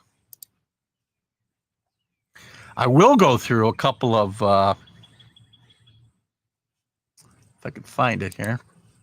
Let's go through a couple of mid-season MVP, LVPs, which is least valuable players, and the like. Real quick, we'll go through some of this stuff. So the American League. If I was picking the American League today, it'd be Ohtani. He's a unique talent. He's having a great year. Not playing on the best team, obviously, and it depends on your criteria for MVP. But I'm going to give it to Ohtani only because he contributes in so many places. I said I think they should keep him from pitching maybe going forward. But look, I don't run the team. As long as he is pitching, there's nobody contributes more to a game or to a team than Ohtani. Drew had a comment there. So he would be my MVP in the American League. Oops, hold on. Just lost my page. Now, there's some other guys that have, he's on pace at 60 home runs, by the way. And I'm not going to get into some of these other stats that I'm seeing in one of the articles that I kind of used to come up with this conversation, because they get into a lot of the WAR stuff. I don't care about WAR. I don't care about, OPS. Yes, I like OPS. It's a good stat, I think, which is for you guys who don't know, is on base percentage plus slugging percentage. I think that's an important stat. But WAR, I don't care about. I was watching a debate about, gosh, I don't even remember who it was. Gosh, you were talking about some great players that have passed and how some guys today are better because they're WAR this or WAR that. And Mickey Mantle, whatever. I don't even know who we're talking about. I don't want to throw names around because I don't remember the whole conversation, but it just ticked me off because all we talked about was WAR. And that stats like wins don't matter anymore. I'm reading a book right now about the Yankees' dog days, 64-76. And they're talking about, I think it was 1971, possibly. After that season, Steve Klein, who was a great pitcher for the Yankees back in that time, only went 12-13. He had the best ERA in the league. And when it came contract time, they told him, "We don't care about your ERA. We care about how many games you won. You didn't win enough games." Well, I understand that wins and losses for pitchers are hinge on a lot of other things, but they still matter. They don't matter now because you changed the way the game's played with 7-inning doubleheaders and 90 pitch count, 90 pitch counts of 90, blah blah blah. So guys aren't going to win 20 games. I said last week and several times recently, Jacob DeGrom will go to the Hall of Fame maybe with the least wins of any starting pitcher in history. So I like counting stats. They still matter. Wins matter. Strikeouts matter. ERA matters. Home runs matter. RBIs matter. Runs scored matter. All of that matters. Anyway, that's my MVP. So other guys I would put into consideration would be Carl's career we mentioned earlier. He's having a great comeback season. Devers, Semien. He's cooled off recently. And Bogarts. And Altuve. And Jose Ramirez, who was my preseason pick. But I would have all those guys in my equation. For the Mets, I'm sorry, I just gave away my pick, I think. For the National League MVP, I would take Jacob DeGrom. Don't care about all the great offensive stats. This guy's having a season. If he were to continue to be anywhere close to where he is, he's had 2 human games in a row. It brought his earned run average all the way up to like 1.05. Still tremendous. Bob Gibson, 1.12 in 1968 on a high mound before they lowered the mound. To do what he's doing with all the things that are against the pitchers today is amazing. Absolutely amazing. And he doesn't get a lot of wins just because of number one, the team doesn't score for him. But he's the most important player on that team. You take DeGrom off that team. I believe they're a 500 team this year. And you got to consider Tatis, although he's been hurt a lot. Acuna, who's now not going to have a shot because he got hurt. And probably guys like Trey Turner and Max Muncy will get consideration as well. How about least valuable player? I'm just going to throw that out there because I found these numbers. Oh, my God. Solar. Jorge Solar for the Royals. He's terrible. His slugging percentage is I can't even go. These numbers are just ridiculously bad. He's hitting 176 against righties. He's slugging 290 against lefties. He's hitting 102 in one-run game in games where the Royals are within a run of the game. One run either way or tied. Terrible. The National League, I'll give it to Lindor. Now he's playing better, but he's going to be the least valuable player in my mind.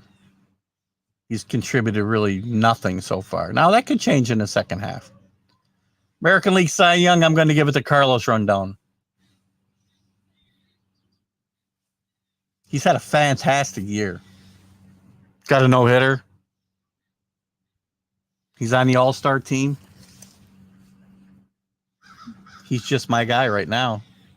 His ERA is 2.31. His whip is below 1, which, again, I think that's an important stat. Just some tremendous numbers on the best team in the American League. But you got Glasnow, who's now hurt, now having a great year. Cole, who's my guy, I think will certainly give him a run here in the second half. You got Lance Lynn, who's pitched great for the White Sox because, again, he pitches pretty well everywhere except the Yankees. Oh, I missed some comments here. Sorry. Let me go back to some of these. I thought I was missing comments. Let me go back. I'm going to back up because I missed some of these. I apologize, guys. B. Mingo. Not sure. I don't know the name, Rick. I can look it up. You can watch them and know you're going to do shit. We stole signs in high school. If you're dumb enough to let it happen, so be it. I agree. I'll look up the Mingo thing maybe if I get a chance here in a second.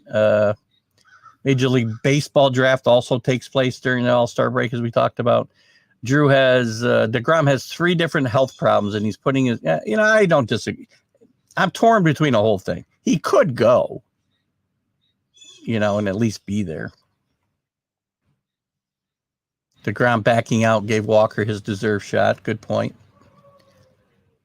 Kenny and Rick are making plans for breakfast. Danny McClain, 30 wins. 1968. Never be broken. Guys win 15 games now. It's like winning 30 games. That's a good point. So many stars not hitting. That's why we got to change all the rules, right? At least anybody hitting under 200. DeGrom comments below, by the way. I got him, I think, Drew. Finally got to it. Sorry. I don't know why my screen didn't go up, but it usually does.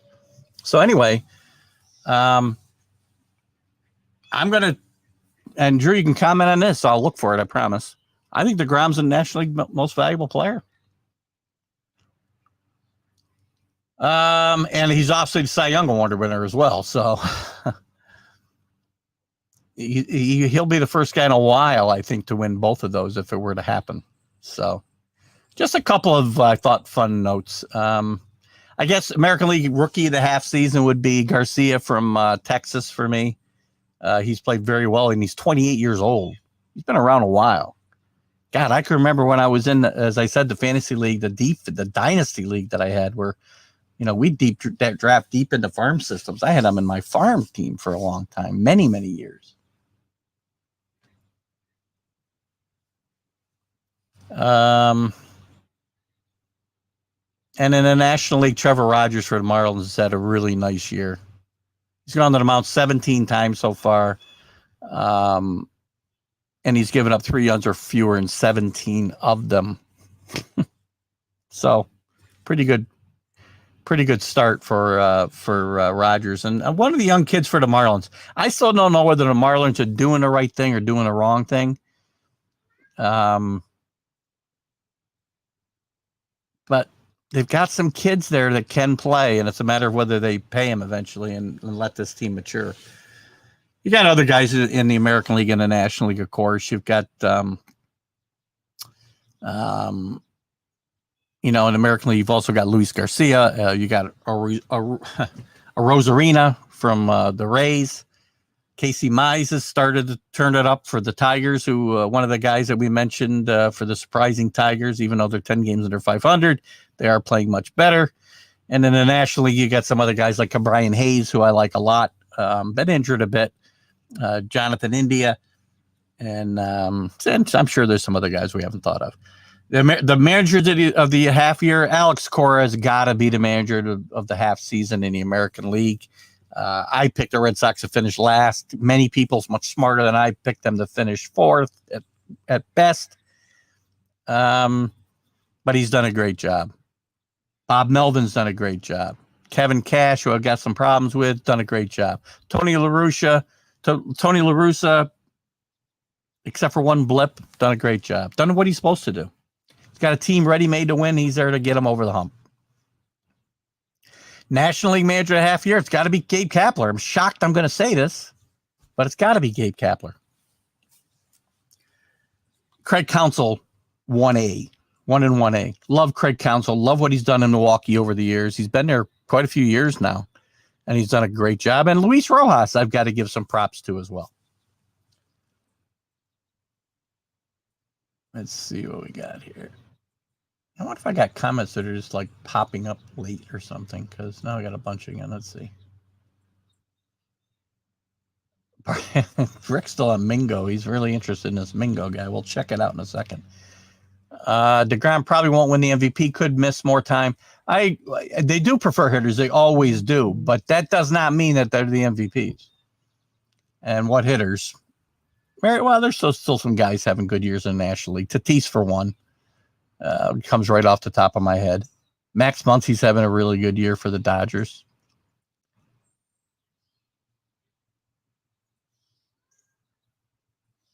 I'm not sure who's the best, so we'll see. Anyway, those are just a couple things off the top of my head. Any other?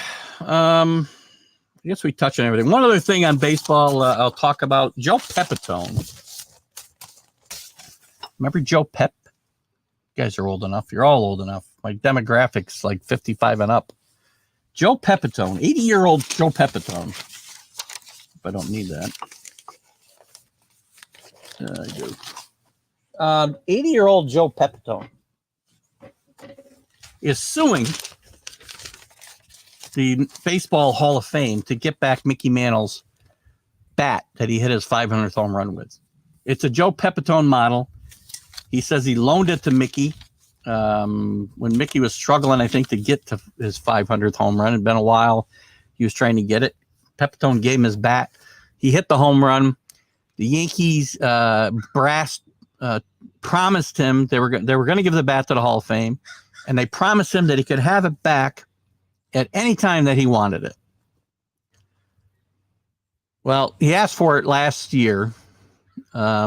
I want to say like in September of 2020, he asked for it. And the Hall of Fame says, look, no, it's a museum artifact that we've taken care of for 50 plus years, and you're not getting it back. We never made any promises to anybody. I'm sure Joe wants the bat back because it's worth like $1 million now. You know, it's funny. I'm working with a friend of mine on Facebook to get Joe Pepitone on the show. And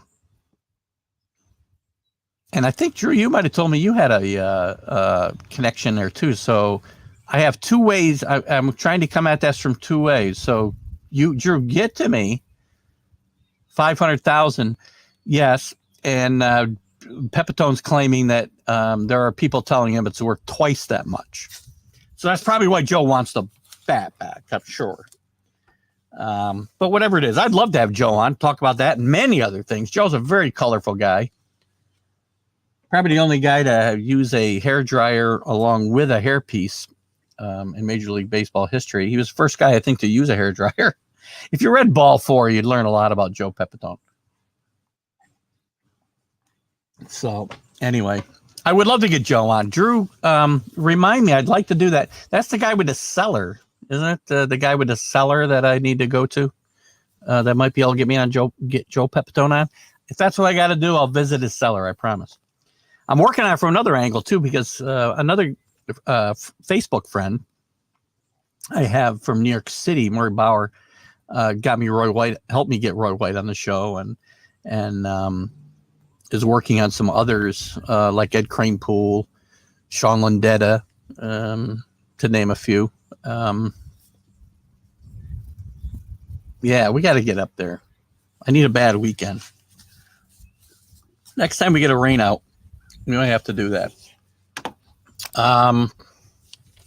What else we want to talk about today, guys? We got 15 minutes left. Let's talk about a couple things. I'm not going to get into college football today. I don't think. I might talk about it briefly. But I got a lot I want to cover in college football. In the National Football League, we'll talk about a couple of topics. The XFL is returning in 2023. Does anybody care? I don't care. Apparently, I didn't know this. They were in negotiations to collaborate somehow with the CFL. Those fell through. So now they're getting ready to go to, I think, their third time around with a league in 2023. I don't know who cares. Does anybody really care? Because I don't. It didn't work the first time. It's not going to work now. Where am I? I'm off this now. I got to change my thing here. I'm off the...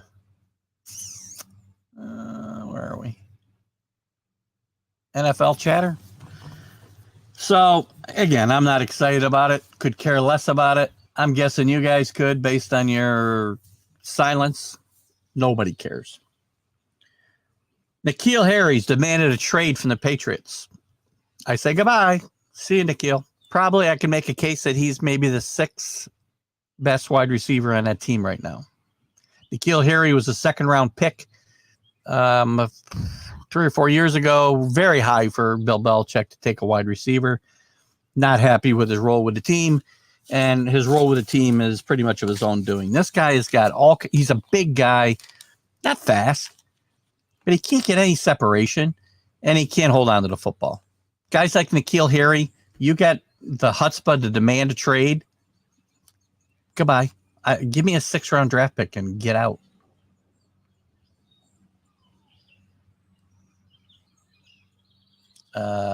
Who we got here? Some of those players will get a look that they might not have. We're talking about the XFL, I guess, Rick. I'll back up to the XFL. Yeah, they're going to get a look. I mean, I don't know the numbers. Maybe one of you guys do. And I guess I can look them up. I want to look up something else while we're talking about the NFL, by the way. I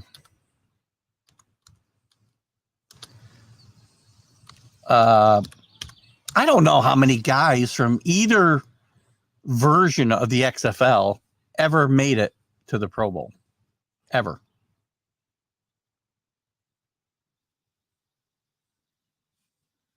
Do you? I can't think of a guy. I just can't think of a guy. I'm not saying there aren't, but I just can't think of a guy. Again, I'll back up there if you guys want. I will tell you that Barcavius Mingo was a former Patriot. I don't know. Looks like he played with the Bears last year. He played with the Texans in 2019, the Seahawks in 2018, the Colts in 2017, the Patriots in 2016. Didn't get on the field.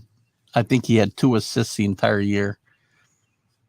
And then he was with the Browns for 3 years. So, again, this guy and any guy like this, and let's not try to tie this to, I don't think you are trying to do that, Rick, by the way, but this is a bad guy, and it's got nothing to do with who or where they played. It's just good grief. A guy like this, if this is true, not enough bad things can happen to him. What else we got in the NFL? Let's talk a little bit about the Cowboys and Hard Knocks. Does anybody care that the Cowboys are on Hard Knocks, and is it good or bad? I think it's their 3rd time on. I'll be honest with you, and I may have said this on the show before when talking about Hard Knocks. It's interesting for 4 weeks during preseason, but there's a much better show on Amazon Prime if you have Prime, and it's called All or Nothing, and it follows teams. You won't get it till the season's over. but it follows the team from training camp right through the entire season. Very similar, done very similarly to Hard Knocks. I'm sure NFL Films is heavily involved in that as they are with Hard Knocks. And I think it's just a better show. Cowboys have not been the Cowboys were part of that one year. I think I've seen at least 4 seasons. The first one I saw was the Cardinals when Bruce Arians was still there. Then they had the Rams when Fisher was still there. And they had the Cowboys. Jason Garrett's maybe last year. I'm not sure. And then the Eagles were the last one the year after they won the Super Bowl. So they didn't do one last year because of COVID, I think. The Weiner broke his heart and won a golf match. Yes. I didn't want to get into it. I was hoping nobody'd bring it up. Hey, he played good golf. What are you going to do? Plus, he had a better, Phil's, 52 years old or whatever he is, 51. And Bryson DeChambeau has taken something that, while the PGA Tour was shut down during steroids, his arms and head grew to twice the size. And so you do the math.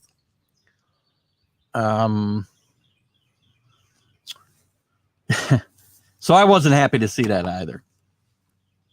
So anyway, as far as Hard Knocks goes, you were quiet, Bill. Well, maybe he's talking about the Weiner. I don't know. Guys, we had a great time last week at the our little happy hour. We'll have to do it again. And hopefully we'll have more people there. I had a lot of fun. I should have gone home earlier, but I had a lot of fun. That's about it for the NFL. I was gonna, what I think we'll do too, maybe getting down the Athletic is doing their top 100 NFL players of all time. We may get into their countdown and maybe debate the players a little bit. They've only got a few people in, but as we start to have more time to devote to the NFL, I think we'll maybe talk about that a little bit. I think they're only at number 98 right now anyway. So we may do a little of that as the season goes on.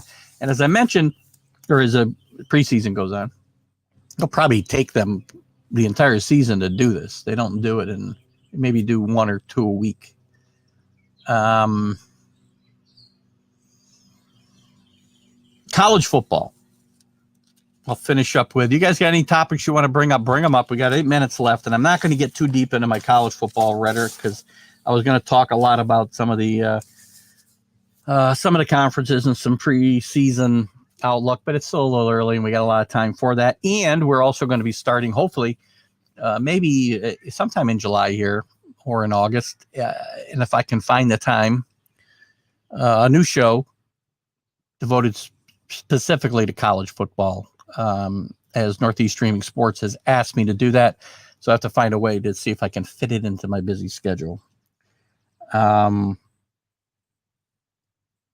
I'm looking forward to it. I love college football. So if we do that, we may spend more time on Sundays with pro football. And I don't know, in the fall, guys, I may have to change the time of the show. I don't really know. You guys can think about it and give me your comments. Depending on if I return to my normal schedule on Sundays, which includes visiting my boys for football when I can, which is almost every Sunday. I may have to end the show a little earlier or start it a little earlier. I'm not sure what I want to do yet, so we'll see. As far as college football, the only thing I would say, we're going to get into this more stuff on this show. We'll probably do more of a recap on the scorers, the games on Saturdays and whatnot, and some of the stories. But we'll do a deeper dive, and I'm looking to probably have. There's some negotiations going on with a co-host that with some college football background as well. So we'll see how that goes. The only thing on college I would say we want to chat about real quick for a few minutes. If you guys don't have any other, what do you got here? Will we be expanding our Pick'em League? I'll expand it to whoever wants to get in it. unless I'm not sure what you mean by expanding. You mean people-wise? We've got some new regulars, such as Carlos, who's not here today. Mickey Delaney, Keith Hayes, we saw earlier today. Anybody who wants to get into our Pick'em league will do, and we'll make it a little more official. Maybe we'll set up a page to do it on. I don't know. So it's a little easier for me as we gain guys. I hope all the guys that did it last year can come back and do it. And we can, if we got more guys you want to bring them in. I think I'll set up a page to do it. Either on Yahoo or CBS Sports. Maybe even NFL.com. I don't know. But I think it would be fun to have more people. Sure. I'm not going to get into anything with college, am I? Yeah, I got 5 minutes. So just check out, if you guys are interested, and I don't even know who's interested. I am. The NIL situation, the name, image, and likeness ruling that came down from the Supreme Court. The colleges were limiting the players' ability to earn money from their likeness and endorsements and such. It's a very slippery slope. Watch my vlog. I'm still very torn, and I'm sure in the coming weeks I'm going to get more clarity on where I stand. But I think there's too much gray area in what they're going to allow. Like, for instance, they say you can't, and the endorsements can't be used as ways to lure kids to a school. Well, kids are going to have more endorsement opportunities in some places than others. Don't even make sense. Oh, why I look like I'm sitting down so low. So I don't know. I like it because I think there's an opportunity. Again, I think the leagues have made, the NCAA has made money, billions and billions and billions of dollars. When we're talking about men's basketball, men's football, for years off the backs of these kids. And a lot of them, most of them, the great majority of them are not going on to anything else. Now, hopefully they took advantage of the college education. I don't say that's nothing. Well, that's $250,000 or more at some of these schools we're talking about. And it also, some of the athletes in other sports would get a chance to do endorsements and do speaking engagements. And it would help maybe some of these sports that football has had to prop up. The women's sports, the men's swimming teams and lacrosse teams and whatever else you want to bring up. No, it's the same comment. I thought that was different. Sorry. I don't know. It's just funny. I don't know exactly where I stand. It's hard because I'm usually very opinionated on these topics. And I am opinionated, but I'm opinionated on both sides. I'm worried about what happens. Right now, the states that don't have any legislation in place, they let the schools police themselves. You guys just do what you need to do. Well, we know how well that works. Sounds like we're ending the show right at the right time. Somebody's fired up a concrete saw or something. So anyway, guys, before we wrap it up here, I want to promote one more time our show Friday, 7:16, 8 a.m. Pat Combs, former Major League Baseball pitcher with the Philadelphia Phillies. And also he's got a book out now called, More Than Winning. I'm sorry, More Than the Score, How Parents and Coaches Can Cultivate Virtue in Youth Athletes.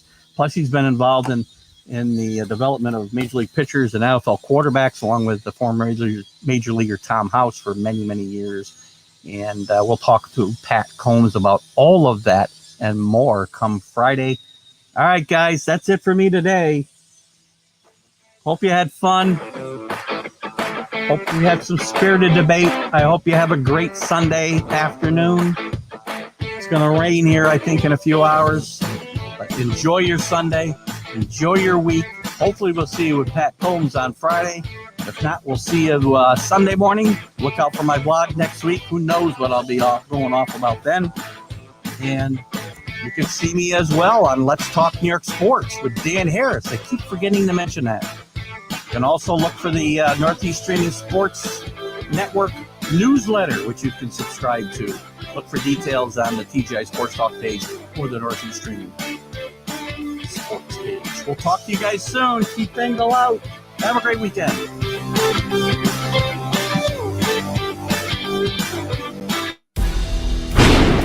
I mean, you can see right now, without LeBron, Lakers are struggling. Let me tell you about a team I hate, all right? I know the Dallas Cowboy fan is here, so I had to make sure he knew how much I hate this team. I'm ready. I've often said that the people who run baseball, they try very hard to ruin it. I'm from Brooklyn. I don't have a problem saying it to his face. Oh, I'm from Brooklyn. Hey, get any